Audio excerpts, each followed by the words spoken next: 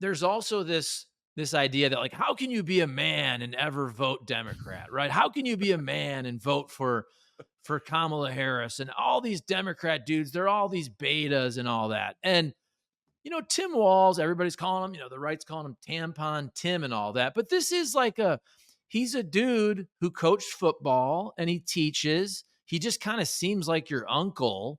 The Obama line about the flannel shirts is hilarious and it's true. Especially like if you see Josh Hawley was at the Missouri State Fair. He was wearing one of those flannels that probably cost $400. You know what I'm saying? Like a really Right. nice consultant flannel, whereas like Tim Yes. Walz probably has holes in his flannels. But anyway, I thought whoever wrote that speech, it was a pep talk. It was a coach's speech.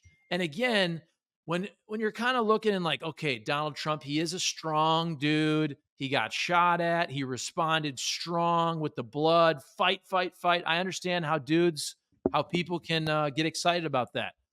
But the way Tim Walz finished his speech, and he made the football analogy. Hey, look, you know, it's the fourth quarter. We are down a field goal, but we got the ball. We're marching. This is about blocking and tackling. Like, that was a pretty good speech. Like, the idea to frame it in a football mentality was really smart. And it was a nice, quick, I think the clip I watched was like 19 minutes, but like the first 2 minutes were cheering and the last 2 minutes. So it's probably like 15, 16 minutes, like easy to digest. I thought that was really well done by Tim Walz.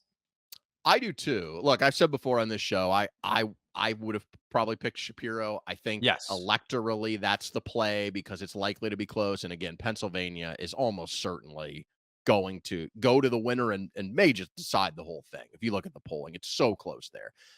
And Shapiro's great. I mean, I saw it's like his speech at the convention. However, I understand why they picked Walls, and I don't think it was a bad pick. And if for many of the reasons you pointed out, that I mean, it's so hard to demonize a guy who is a football coach, who is a gun owner, as he pointed out, a better shot than many of the Republicans, wears the flannel, like was in the National Guard, the military service. So I think he checks those boxes and he doesn't check them in a way where he's pretending. Like you mentioned Hawley, the senator from Missouri, who look, I'm not saying he's pretending, but he looks like he is, right? No, He he is. doesn't right. It doesn't seem authentic. With Walls, it's totally authentic.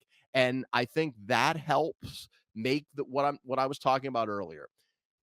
Democrats have a perception problem, right? In recent years, they are perceived to be the party of wokeism for what that's come to mean. A party that's policing your words and your thoughts. You can't say certain things. You can't think certain things, or we want you to behave in certain ways. And I think what this convention was, in many ways, was the anti woke convention. This was the Democrats saying, "No, we're reasonable. We're patriotic.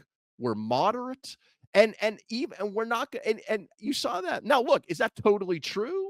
Not completely. Like that strain of the Democratic Party still exists. We saw it on college campuses, all throughout the spring, but you didn't see it in the convention hall. You didn't see the protesters. They were pretty much kept at bay.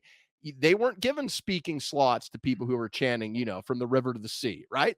They weren't doing that.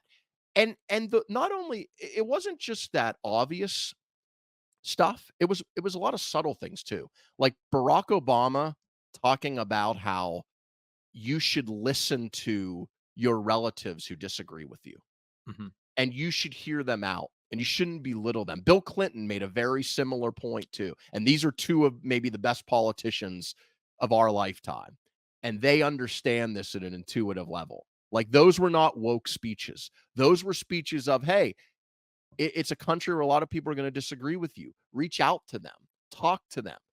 At it, having Republicans like Kinzinger, like the mayor of Mesa, Arizona, in high profile slots in the prime time hour, giving that pitch, I thought was really effective. And one more thing on Walls, his son Gus, unbelievable, unbelievable. Who his son who has a learning disability is nonverbal. When he got up, tears in his eyes, and said, "That's my dad."